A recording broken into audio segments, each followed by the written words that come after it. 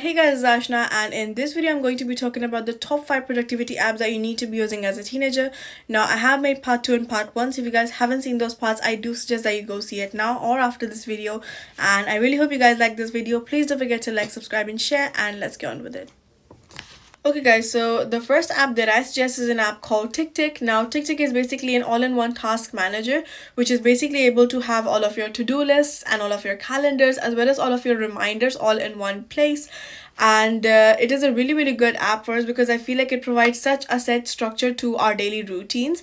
And at the same time, what you can do is that you can obviously do reoccurring to-do lists. So the ones that you might have not done earlier, you can do it now and probably be able to like repeat them for a few days if you want to. Or like even every day if you want to. So obviously you can repeat all of your to-do tasks, and at the same time you can prioritize them from like most important to least important. And at the same time there is also like a Pomodoro set timer technique they provide in the app. So for those people who do not know what Pomodoro is basically like having 25 minutes of productive work, so it can be studying, and with having like 5 minutes of breaks in between. So obviously that helps keeping things so much more like organized, and at the same time helps breaking down the study sessions into manageable chunks. But the second app that I suggest is an app called MindMeister. Now MindMeister is a fantastic tool for basically like mind mapping and brainstorming.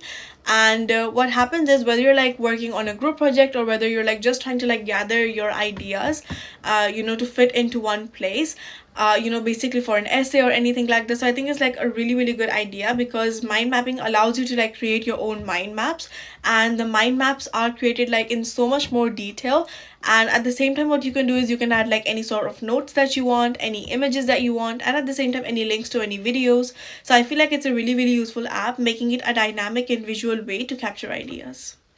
Okay guys, so the third app that I'd like to suggest is an app called Study Blue.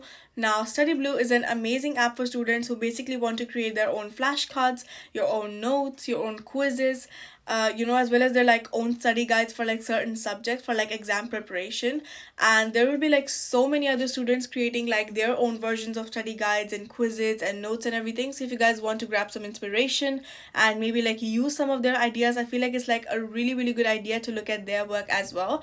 And in this app you will be like able to progress your overall work of every day or like every week or every month, like or even like a year actually. So you're like able to track your work and at the same time be able to like highlight certain parts where you need to work on obviously for your exams, so like in red, amber or green or like any other highlighted color.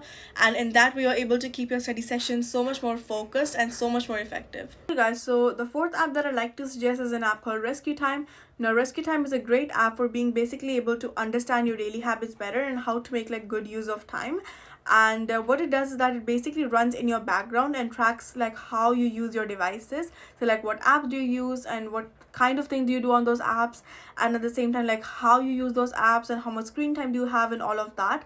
And then through your like productivity patterns, it basically creates like a detailed report and insights into like how you're using those apps and what it's useful and what is like not useful. And in that we're obviously like able to identify and eliminate like any time wasting apps, so that you're obviously like more mindful of your screen time and at the same time be able to like focus on your priorities. So the fifth app that I'd like to suggest is an app called Momentum. Now Momentum is basically like a browser extension which turns your like new tab pages into a personal dashboard.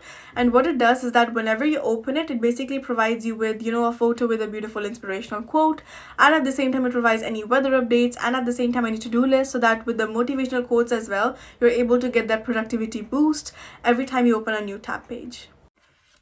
Okay guys, this was it. I really hope you guys like my video. Please don't forget to like, subscribe and share, and let me know in the comments any more improvements you would like me to do for my future videos, any new content ideas that you would like me to do for my future videos.